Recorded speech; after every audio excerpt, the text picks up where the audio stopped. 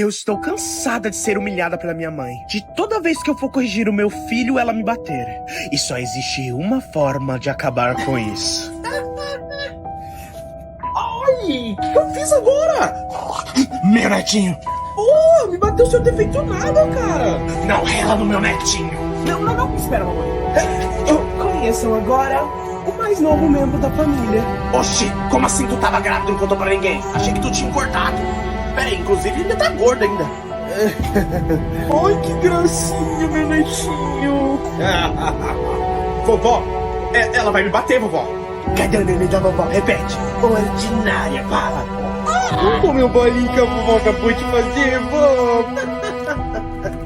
Vovó, quais são suas últimas palavras? Ordinária.